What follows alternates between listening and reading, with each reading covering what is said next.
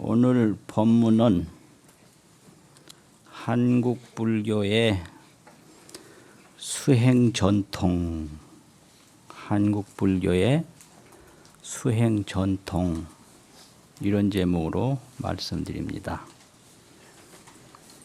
수행이라고 하면 설명할 수가 없습니다.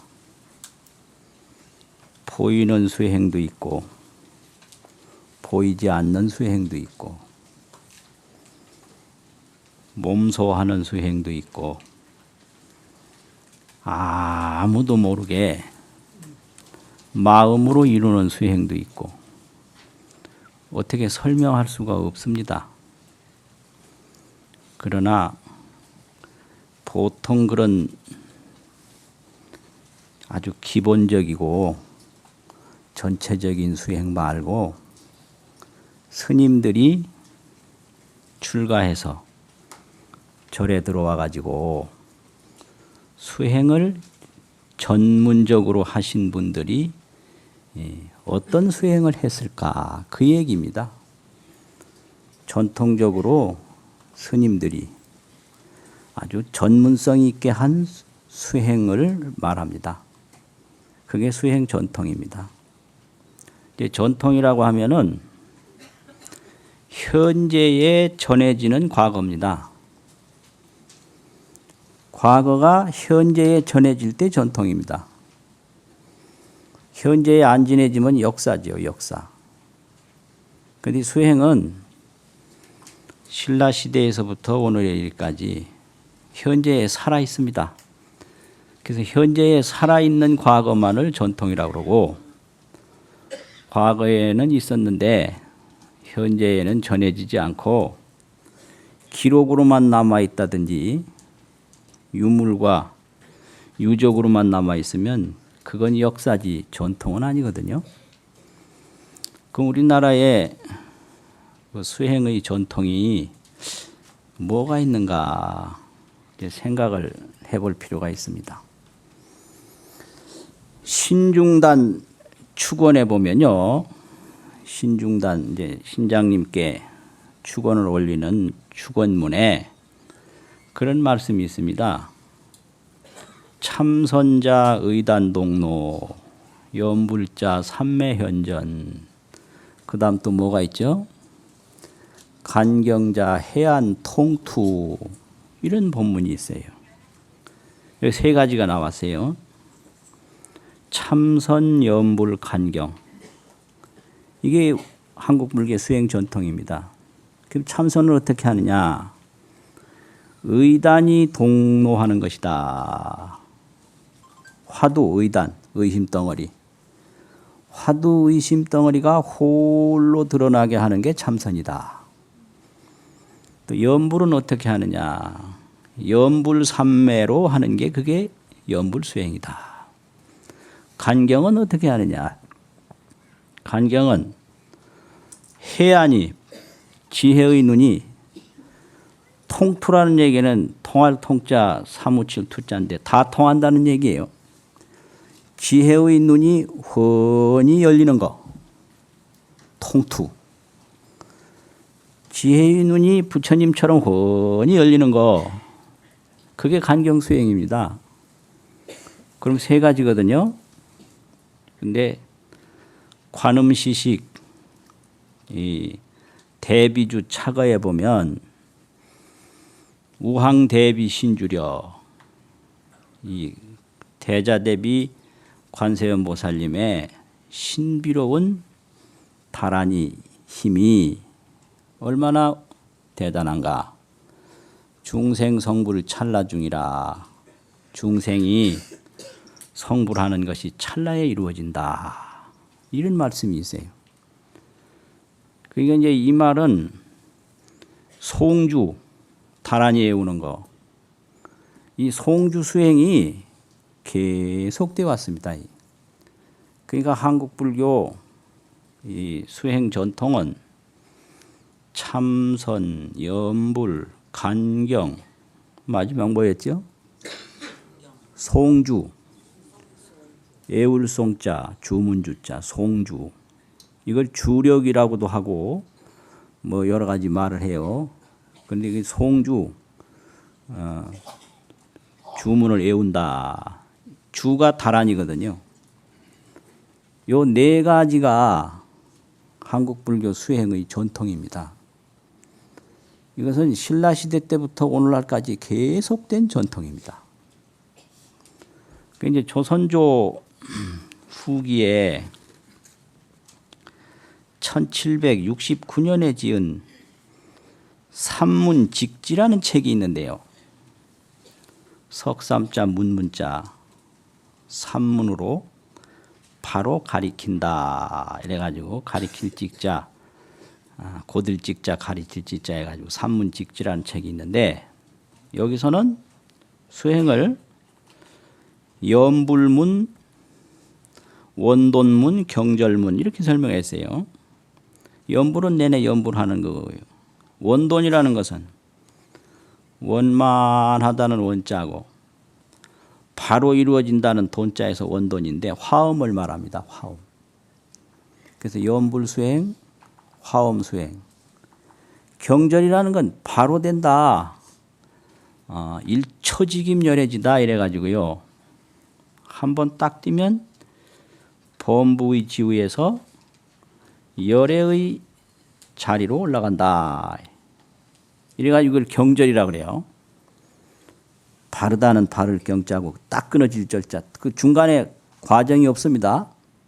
경절이라는 건 바로 딱 떼면 되는 거예요. 그게 이제 참선입니다. 그래서 염불수행, 화엄수행, 참선수행 이렇게 세 가지로 그 삼문직지에서 설명을 했어요. 이게 조선시대 후기에 지어진 책입니다. 그리고 그 나머지 주력 송주는 누구나 아침 저녁으로 일상적으로 하는 수행이 이게 송주 수행입니다. 그러니까 그 책에서도 이제 송주 다란이에 오는 거, 경 보는 거, 화엄이라는 게 내내 원돈이라. 이게 이제 화엄인데 화엄 속에는 전체가 다 들어가거든요. 그래서 경 보는 수행, 이렇게 참선하는 수행, 염불하는 수행 역시 네 가지를 얘기를 했고요. 서산 스님 하면 언제 스님이죠? 서산 스님. 네. 그 한국 7년 전쟁이라고 임난 전에 태어나셔가지고요. 임난 후에까지 사셨는데 연세가 85세를 그 당시 사셨어요. 그 당시로 보면 굉장히 오래 사신 겁니다. 서기로 1520년에 태어나서 서기로 1604년에 돌아가셨어요. 조선 중기에 태어나서 조선 후기에 돌아가셨는데 그분께서 그 당신의 제자 동호선자라고 하는 제자가 있었는데요. 동호선자에게 보내는 글이 있는데 그게 서산집이 7권짜리가 있고 4권짜리가 있고 2권짜리가 있는데 4권본에 참고한 겁니다. 다 내용은 비슷한데요. 거기에 이제 그 서산 스님이 대도인인데 제자한테 편지를 뭐라고 했을까? 아주 재미있어요. 아주 재미있습니다. 그런데 도인이라도 제자한테 편지할 때는 잔소리도 많이 하셨어요. 여러 가지 뭐 걱정도 많이 하시고요. 그래서 이 도인의 2가지 면입니다. 이 진리 면에 말씀하실 때는 굉장해요. 하나도 걸림이 없으세요. 의심이 하나도 없고 장애 뭐 고뇌 이런 거 전혀 없습니다. 그런데 제자한테 막상 할 때는 뭐 걱정이 그렇게 많고 염려된다 뭐 하느냐 이게 아주 뭐 보통 뭐 아주 말씀을 하신 게 아니에요. 그게 이제 바로 진제, 속제. 그것이 바로 불격, 인격입니다. 그래서 여러 가지 편지가 있는데 그 중에 이제 한 편지에 그런 게 있어요. 구절음향이라 소식이 끊어진 지가 오래됐다. 부지 숙질은 도뇨부와 옛날부터 앓고 있던 병은 지금 나았느냐 모르겠다. 우려라 염려가 되고 염려가 된다. 이래에 또 근래에 참선부와 염불부와 간 대승경부와 송 비밀주부와 이런 말씀을 했어요. 근래에 내가 참선을 하느냐 참선부와 염불을 하느냐 염불부와 경을 보느냐 간 대승경부와 대승경을 보느냐 또 송주를 하느냐 송 비밀주부와 비밀주를 애우느냐 이렇게 편지를 했습니다. 그래서 이걸 보면 그 당시에도 참선, 염불, 간경, 송주가 스님들이 보편적으로 하는 전통 수행이었다는 것을 알 수가 있습니다. 아주 자세하게 써놨거든요. 그게 수행 전통입니다. 그리고 조선조 초에 동문선이라고 하는 책을 성종 때 간행을 했는데요. 동문선이라고 하는 것은 신라 시대 때부터 고려 시대까지 이루어진 많은 글들을 그 분야별로 모범이 되고 후래 사람들에게 필요하겠다 싶은 글들을 뽑아서 모은 책이 동문선입니다. 동이라는 거 해동 우리나라 글 선이라는 건 이제 뽑아서 모았다. 굉장히 중요한 책인데요. 거기에는요 여러 가지 종파를 얘기를 했는데 거기서는 종이라고도 표현하고 업이라고도 표현했습니다. 업, 직업이라는 업자. 그래서 예를 들면 조계종이라고도 표현하고 조계업이라고도 써요. 조계업. 그래서 화엄종이라고도 하지만 화엄업 이럽니다. 그래서 이 업이란 말이 참 재미있습니다. 이게 무슨 업 이래가지고 염불하면 염불업이에요. 그게. 유랭을 전문적으로 하면 유럽이고요. 또 그 고려 시대까지는 신라 시대에서부터 유가종이라고 그래가지고 유가업이라고 하는데 유가종이 뭐냐면 유식종. 그 유식 불교가 굉장히 발달했어요. 그래서 신라 시대에는 그 유식을 전문으로 하는 분을 선사라고 그랬습니다. 그 삼국유사 이제 책에 보면 삼국유사의 그 순교를 해서 불교를 크게 믿게 한 분이 한 분 계시잖아요. 그 이차돈이잖아요. 그 이차돈을 기록한 그 조항이 있는데 법흥왕하고 이차돈하고를 함께 기록한 조항이 있거든요. 삼국유사에. 거기 보면 유가종 승려를 유가종의 스님을 개칭 선사라 다 선사라고 한다 이런 기록이 나와 있어요. 그 당시 선은 유가선입니다. 이제 오늘날 유식한다 그러면 학문적으로만 하는데 그 당시에는 관행까지 겸해요. 그게 유가선이에요. 이 유식 공부를 할 때 이 마음 공부까지 같이 해서 그 유가라는 게 그게 요가라는 말과 같고 요가라는 게 상응이에요. 몸과 마음이 서로 통일이 된다고 상응 서로 쌍자 응아름자. 그래서 이 유식 공부를 하는데 이 마음 공부까지 같이 하지 아니하면 그거 안 들어옵니다. 이게 그냥 뭐 8식, 7식, 뭐 6식, 전호시 이것만 배워가지고는 안 와요. 실제 수련을 해가면서 유식 공부를 해야 그게 되거든요. 과거에 이제 뭐 그렇게 했기 때문에 그 유식을 설명한 거 보면 들은 얘기를 쓰는 게 아니라 자기가 직접 체험한 거 그대로 눈앞에 보이는 거 기록하듯이 그렇게 써놨어요. 근데 이제 고려 시대에도 그 유가종, 화엄종, 또 조계종, 비밀종이 또 있어요. 또 그때는 소승업까지 이제 소승업 그 초기 불교도 연구하는 사람이 그때 있었던가 봐요.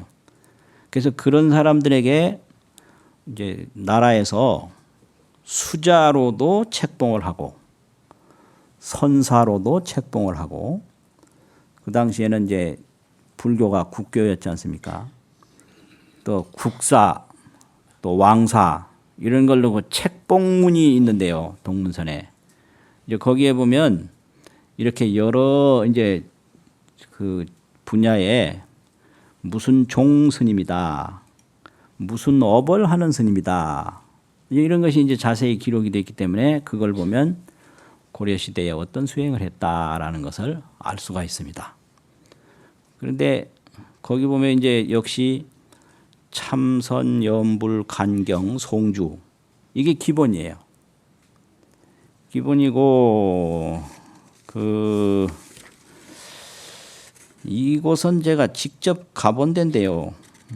직접 가본 데인데 경상북도 칠곡군 북산면이라고 하는 데 가면 칠곡군 북산면에 가면 선봉사지가 있고요. 지금 암자초만한 암자가 있는데 선봉사가 있던 곳인데 산속인데 그게 1132년경에 세운 걸로 추정되는 의천 대각국사 비가 있습니다. 거기 의천 대각국사 비가 있는데 거기 보면 그 비 앞면에는 그런 말이 없는데 그 비 뒷면에 보면 그걸 음기라고 그러거든요. 뒤에 기록한 길을 그 음기에 뭔 말이 있느냐면 그런 말이 있어요. 여선국초대행 조계화엄유가 계범체 등 세의지 사대업이라 이렇게 이제 기록이 되어 있는데 이걸 이제 해석을 해보면 그 당시 이제 대각국사가 천태종을 열었어요. 천태종을 열었는데 천태종을 열기 전부터 국선 여선국초 저 선대 시대 고려국 처음서부터 대행이라 크게 실행되던 조계, 화엄, 유가로 더불어 천태종이 그 법도가 같다. 이런 기록이 있어요. 그러니까 고려 초에서부터 크게 실행되던 그 학풍이라든지 종풍은 조계종, 화엄종, 유가종인데 이제 천태종이 이제 창립이 되면서 천태종이 이런 세 가풍과 계범 제등이라는 말이 있는데 계범이라는 건 법도라는 소리예요. 제등이라는 건 같단 말이지. 같아서 세의지 사대업이라 세상에서는 이것을 사대업이라고 한다. 그럼 사대업이 뭐예요? 화엄업, 조계업, 유가업, 천태업이란 말이죠. 사대업이라고 한다. 이런 말씀이 있어요. 예. 그러니까 이제 고려시대에도 조계 또 화엄, 유가. 이 유식이 이게 대승불교의 기초예요. 대승불교를 이해하고 설명하는 데는 유식이 없으면 안 돼요. 그런데 이제 안타깝게 한국 불교는 조선시대에 유식학이 끊어졌어요. 그래서 불교학이 발달하지 못해요. 화엄학이나 무슨 대승불교학을 할 때 그걸 설명할 때는 유식이나 그 소승불교를 체계적으로 연구한 게 구사, 아비달마 구사인데 이걸 동원하지 않고는 설명 못해요. 그래서 화엄의 대종장들도 그 화엄을 저술할 때는 구사유식에 대한 이야기 많이 나옵니다. 그게 왜 그러냐면 말 하나하나의 의미를 구식이나 유사 같은 데서 정확하게 짚어주기 때문에 그래요. 그런데 고려시대 때까지 신라시대부터 유식학이 발달해서 불교가 흥했는데 조선시대에 이제 유식학이 침체하니까 불교 교학이 발달하지 못하고 강독학으로 전통을 삼았어요. 강의하고 해독하는 걸로. 그래서 교학을 연구한다든지 이런 거는 좀 침체했거든요. 그 고려시대는 그 유가종이 아주 발달을 해서 그렇고요. 그리고 이제 그 고려시대에 그 비밀불교 그 송주 수행하는 분들에게 이제 많은 그 높은 그 승려의 직위를 부여한 글이 있는데 거기 보면 이분들은 병을 고치는데 아주 도움을 줬어요. 그래서 이제 진언을 자꾸 외운다든지 이제 다란이를 자꾸 외우는 분들은 병 고치는데 굉장한 그런 영험을 가지고 계신 분들이에요. 그래서 그분들은 일종의 신승이라. 신승. 아주 신비로운 스님이에요. 그래서 뭐 누가 아플 때 가서 독경 한번 하면 그냥 나아요. 또 뭐 심지어는 독경을 했는데 뭐 여우가 그냥 도망가더라. 그럼 나아요. 그러니까 삼국유사에 그 기록이 있어요. 그 신승들이에요.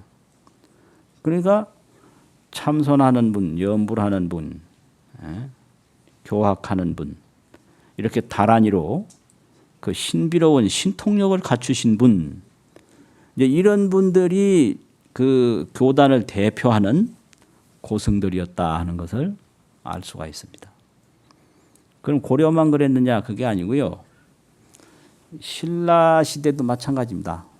신라 시대 보면 우선 신라를 대표하는 고승이 자장, 뭐 또 의상, 뭐 원효, 뭐 이런 분들이었는데 이런 분들이 학문은 거의 다 화엄을 하셨어요. 세 분들이 다 화엄이지. 그리고 태현이라는 분이 있는데 이 태현 분들은 이 태현 스님은 유식학의 아주 최고 권위자라고 자타가 존경을 했고요. 염불 하신 분들은 많이 나와요. 삼국유사에 보면 신라시대에 염불 수행하신 스님들은 엄청나게 많습니다. 그래서 뭐 염불사라 이래가지고 따로 기록도 하고 뭐 이런 기록이 있고요. 또 신주라고 하는 그 삼국유사의 제목이 있는데 신비로울 신자, 주문주자, 신주. 그 신주가 이게 이제 그 비밀불교, 송주, 이래 해서 이제 당나라에서 신라를 공격한다 이러면 그냥 갑자기 이 천을 떡 치고 거기서 비법으로 당나라 그 군대를 막아요. 이게 명랑신인이라고 명랑법사가 그 이 비밀주로 당나라 군대를 다 막는다. 뭐 이래 되고 이제 다른 스님도 누가 아플 때 가서 약사경을 읽으니까 바로 낫다.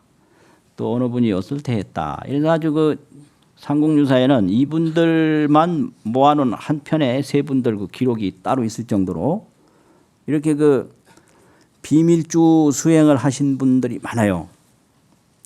그러니까 신라시대에도 보면 그렇게 자장이나 의상같이 화엄을 하신 분, 또 그 태현같이 유가 유식으로 수행을 하신 분, 또 연불로 평생을 정진하신 그 원왕생가 광덕 스님이 지은 노래인데 그 원왕생가 아주 삼국사에 유명하거든요. 그런 게 전부 이제 연불로 수행을 하신 분, 그 명랑법사와 같이 그런 비밀주, 비밀다란이로 수행을 하신 분, 이게 이제 신라시대의 수행 전통입니다. 그래서 이게 오늘날만 형성된 게 아니고요. 이것은 이게 뭐 조선시대에 이루어졌다 그게 아니에요. 이게 조선시대에 따로 생긴 게 없습니다. 전부가 신라 때부터 오늘까지 오는 거예요. 그게 아주 중요합니다. 이제 불교 역사를 깊이 모르면 이게 다 뭐 조선조 때 뭐 불교가 산중에 있으면서 된 거 아니냐 천만에요. 신라 시대에 있던 게 그대로 고려의 전통이 되고 또 그게 또 조선의 전통이 되고 오늘날의 전통이에요. 이 종교의 이런 게요 좀처럼 안 바뀝니다. 이게 안 바뀌어요. 그래서 전통이라고 하는 것은 현재에 살아있는 과거예요. 현재에 살아있지 않으면 전통이 안 됩니다. 그건 하나의 역사일 뿐이죠. 그래서 역사와 전통은 다르거든요. 그래서 이런 그 신라 시대의 그 수행 방법이 오늘날까지 쭉 내려와서 그 아까 얘기했죠. 참선, 연불, 간경, 송주가 오늘날까지도 전문 수행을 하는 아주 대표적인 방법이다. 이걸 이제 알 수가 있습니다. 자, 그러면 이 수행을 왜 하는 건가 도대체요? 그 연불을 목적으로 하나? 세상에 할 일도 많은데 왜 연불만 하겠어요? 그 간경이 목적인가? 그 세상에 볼 것도 많은데 왜 경만 보겠습니까? 그게 목적이 아니에요. 그게 경을 보는 것도요. 경은 거울입니다. 이 성교로 의 명경하야 조견자심하고 이 자심으로 의 지등하야 조경유지라. 이 청량스님 법문인데 성교, 성인의 가르침. 성인의 가르침으로 명경을 삼아요. 밝은 거울을 삼아서요. 그럼 성인의 가르침이 밝은 거울인데 뭘 보나? 조견 자심이에요. 내 마음을 떡 비춰보는 거예요. 또 이 자심으로 의 지등이라 자기 마음으로 지혜 등불을 삼아서 조경유지라 경의 깊은 뜻을 또 비춰본다. 경은 명경입니다. 이 성교로 의 명경이에요. 그럼 경은 거울이다.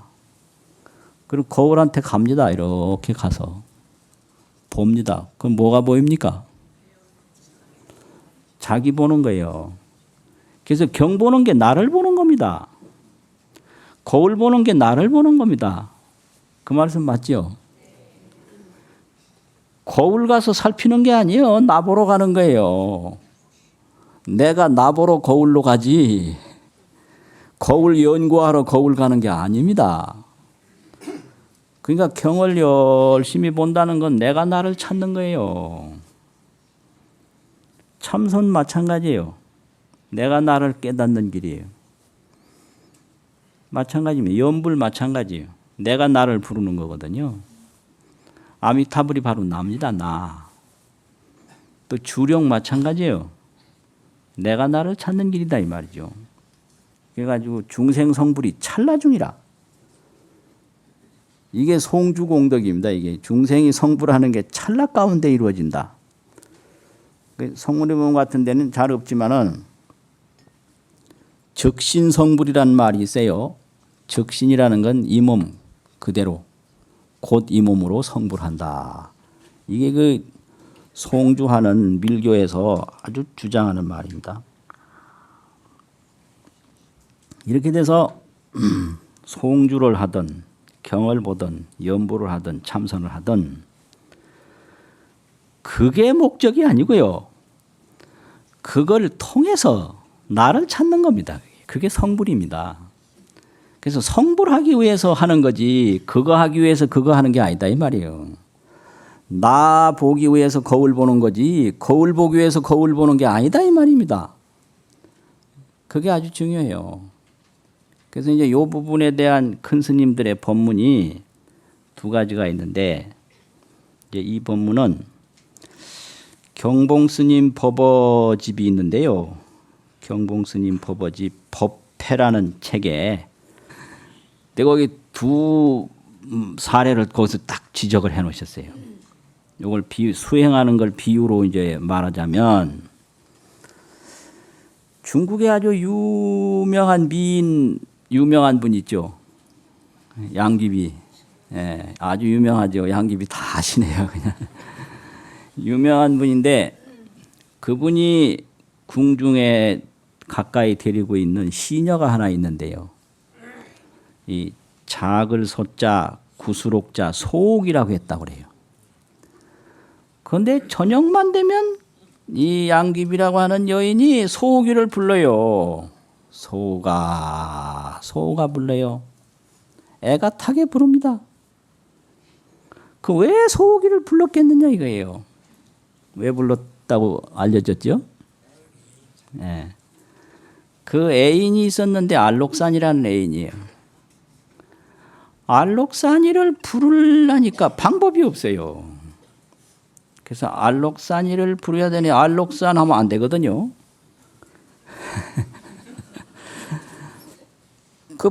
그 부르는 건 알록산을 부르는데 알록산 이름을 부르면 안 됩니다. 궁에서가 안 되거든요. 그러니까 소옥이를 부르는 거예요. 그럼 소옥이를 부르면 알록산이 그 소옥이 부르는 소리를 듣고 궁으로 들어가는 거예요. 그 여기에 대한 이제 시가 있는데 그 경봉스님 법어집에 있습니다. 빈호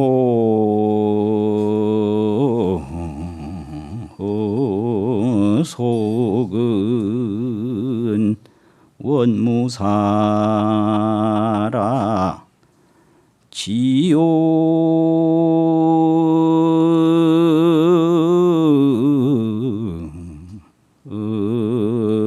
달랑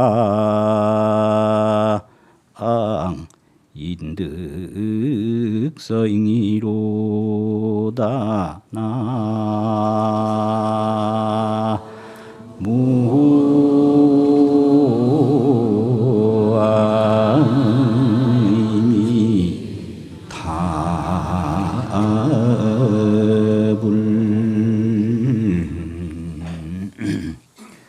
경봉스님 법어집에 수록된 그런 내용인데요. 비노소건, 비노라는 건 자주 부르는 걸 비노라고 그래요. 소옥, 자주 소옥을 비우는 건 원무사라. 원래 거기에 일이 있는 게 아니다.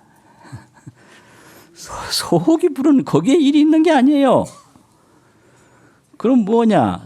지요 다만 이걸 위해서 이것 때문에 그런다. 다만 진짜 요구할 요자가 있어. 다만 이것 때문에 그런다. 뭐냐? 달랑이라는 건 이거 향나무 단자, 신랑 난자인데요. 그리운님, 향기 나는 낭군 그리운님을 달랑이라고 그래요. 다만 달랑하게 인득성, 자기 소리를 알게 하기 위해서 소옥을 부르는 거다. 이거예요. 그럼 소가 부르는 게 소기를 부르기 위해서 부르는 게 아니고 그 향기 나는 님한테 자기 소리를 전하기 위해서 부르는 것처럼 참선을 한다, 연보를 한다, 간경을 한다, 송주를 하는 게 그거가 목적이 아니라 도를 깨닫는데 있다 이거예요. 도를 깨닫기 위해서 참선을 하고 도를 깨닫기 위해서 연보를 하고 도를 깨닫기 위해서 간경을 하고 또 하나 뭐 한다 그랬죠? 네, 도를 깨닫기 위해서 송주를 하는 거다 이거예요. 그겁니다 이게. 그래서 그걸 더 하면요, 내가 나를 깨달아요. 그게 수행이에요. 내가 나를 깨닫습니다. 그러면 내가 나를 깨닫는데 아이 그게 다란이나 자꾸 외우고 이렇게 화두나 들고 경이나 봐서 어찌 알겠냐. 이게 이제 의심이 생길 수가 있거든요. 그러니까 경봉 큰 스님이 거기에 대한 법문이 있는데요. 그 법문이 이제 무슨 법문이냐 그러면은 그런 법문이에요. 비단장수와 망두석과 비단장수. 망두석이라고 하는 건요, 이 무덤 앞에 이렇게 뜨 돌을 세우고 그 위에 사람 머리처럼 딱 이렇게 조각해 놓은 게 그게 망두석이거든요. 바라볼 망자 머리 두자. 또 망주석이라고도 합니다. 기둥주자를 써서 망주석인데 그 무덤 앞에 세우는 게 그게 망주석이에요. 그 비단장수는 뭐냐?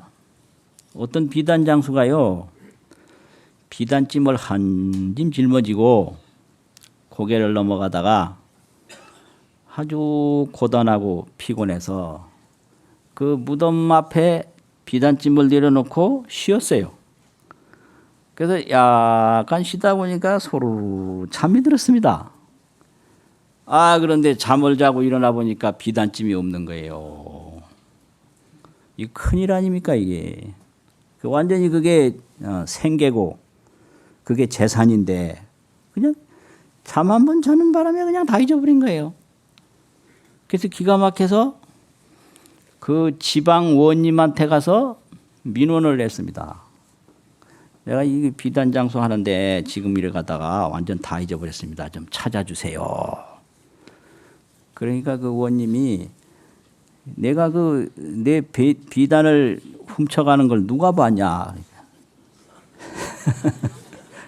누가 봤겠습니까? 도저히 나는 누가 가져갔는지 내가 가져가는 건 뭐 누가 봤는지 모릅니다. 그러니까 누구라도 봤겠지. 누가 봤느냐? 자꾸 물으니까 그 옆에 망두석이나 보면 봤지. 나는 모릅니다 그래요.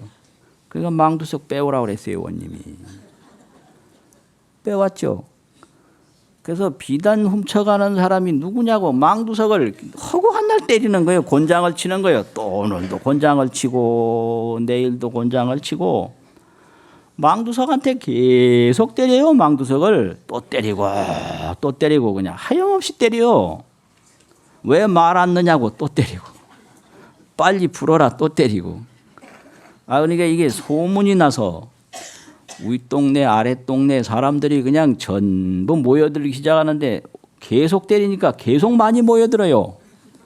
그래서 막 때릴 때마다 웃기도 하고 막 조롱도 하고 이럽니다. 그래서 사람이 많이 모였을 때 갑자기 명령을 내렸어요. 지금 여기 군청에 와가지고 지금 웃고 떠든 사람 다 잡아들여서 하옥하라. 굉장히 많이 이제 옥에 갇혔습니다. 그러면서 뭐 왜 갇히냐? 그 원이 공무를 집행하는데 웃고 떠들어서 공무를 방해한 죄라. 이 공무 방해죄로 들어가 있는 거예요. 그럼 나가려면 어떻게 되느냐? 전부 비단 한 필씩 사오면 방면시켜줘요. 예? 비단 한 필씩 따오면 다 내보내줘요. 그래서 이제 그러니까 이거 감옥에 오래 있으면 되겠어요. 그러니까 전부 각자가 비단을 한 필씩 다 사왔어요. 그 비단을 이제 사왔는데 그 비단을 이제 이만큼 이제 쌓였습니다. 이제 그렇게 쌓여서 많이 이루어졌는데 그 비단 장수 보고 여기서 내 비단을 찾아낼 수 있느냐 그러니까 금방금방 다 찾아요. 이것도 내 비단이고 이것도 내 비단이고. 그 비단 비친 사람 거기 이제 이름 성명이 거기 있으니까 찾아가서 너 비단 어디서 샀냐? 어디서 샀다네. 금방 잡았어요. 네. 금방 잡아낸 거예요. 그래서 이제 경봉스님 법문에 처음에 이 비단 훔쳐간 사람을 잡는데 망두석에 곤장 때려서가 도저히 찾을 수가 없을 것 같는데 망두석 갖다 놓고 곤장을 계속 치니까 거기서 그냥 비단장 그 비단 훔쳐간 사람을 바로 찾았다 이 말이에요. 이런 겁니다 이게. 이런 거예요. 그래서 이 선이라는 게 바로 이거다. 내가 나를 찾는데 개에게 불성이 있는가 없는가. 뜰 앞에 잣나무다. 이거 해가지고 나 찾을 것 같이 하는데 내가 나를 찾는데 경봐가지고 나를 찾는다. 뭐 다란이에 와서 나를 찾는다. 연불에서 나를 찾는다. 도저히 이거는 안 될 것 같는데 해보면 되거든요. 이거 비단 훔쳐간 사람을 붙잡는데 그 망두석 빼다 놓고 곤장 쳐가지고 거기서 그거 찾는다는 게 있을 수나 있는 일이요. 됐거든. 이게 바로 선이다. 이렇게 설명을 해요. 예, 이게 바로 수행이다 이거예요. 이게 수행이다. 그리고 수행이라고 하는 것은 산에 올라가는 것 같다. 산에 왜 올라갈까요? 그 산에 올라가기 위해서 산에 올라가는 게 아니고요. 멀리 바라보기 위해서 산에 올라갑니다. 멀리 바라보기 위해서요. 그래서 수행이라고 하는 것은 그걸 하는 것이 목적이 아니라 그걸 통해서 자기를 찾으니까 그게 수행입니다. 산에 올라가면 올라가는 것만큼 멀리 봅니다. 그게. 그리고 수행이라고 하는 것은 자기 집에서 자기 집 찾는 거다. 자기 집에서 자기 집 찾는 거다. 왜 자기 집에서 자기 집을 찾나? 자기 집에 있으면서 그냥 갑자기 이 집이 내 집이 아니라는 생각이 들어버렸어요. 그러니까 자기 집에서 맨날 내 집에 가자, 내 집에 가자 이래요. 그 노인들 이제 돌아가실 때쯤 되면 이런 분 많습니다. 우리 집에 가자고 그럽니다. 그럴 땐 노인을 모시고 밖으로 나가야 됩니다. 노인하고 같이 싸우면 절대 안 돼요. 그래 가시자고. 그래서 저 마당을 한 바퀴 이제 삥 돌아서 당신 방에 오면 여기가 내 집이구나 알아요. 이게 수행입니다 이게. 이게 가다 보면 자기 자리로 오는 거예요. 그래서 자기 집에서 자기 집이 아니라는 생각이 들기 이전으로 돌아가는 거거든요. 그게 수행이에요. 그러니까 이렇게 열심히 하면 됩니다. 그래서 이게 뭐냐? 한마디로 말해서 지혜로 돌아가는 겁니다. 지혜. 이 중생이 무슨 죄 하지만 어리석은 죄가 가장 큰 죄입니다. 그래서 거기에 대한 개송이 하나 있습니다. 등하의 견화 부지화라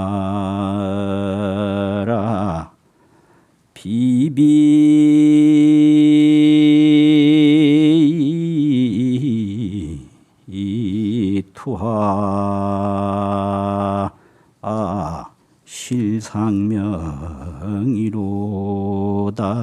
나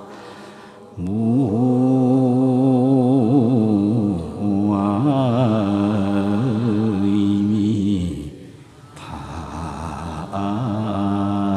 답을 탐정의 영상은 임의견이나 마이기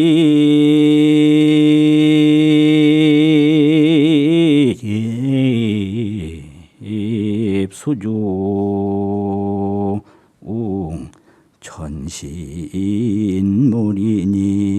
전신물이니라 나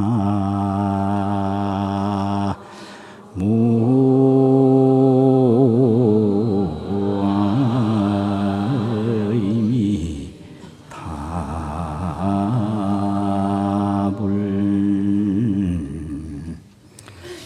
이 어리석은 그물에 걸리지 말아야 된다. 치망이라. 어리석을 치자 금을 망자. 이 중생이 치망에 걸려서 고통을 당합니다. 치망에서 벗어나면 고통이 없습니다. 그걸 비유로 말하면 등하라는 게 등나방인데 불나방인데요.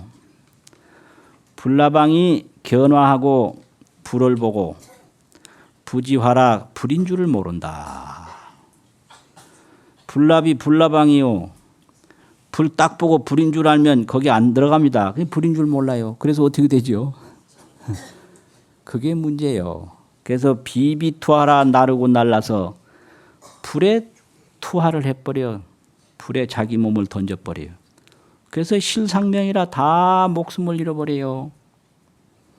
그러니까 담저 영상은 임의견이나 달리 말하면 사람이 연못에 가서 연못 속을 이렇게 내려다보면 그림자가 보입니다. 그 누구 그림자일까요? 자기 그림자지요. 그 연못 속에 비친 자기 그림자는 임의로 마음대로 보라 이거예요. 임의견이나. 어떻게 해야 되느냐. 막입 수중 전신몰입니다. 그 연못 물속에 들어가서 전신을 그 물속에 빠뜨리지는 말아라.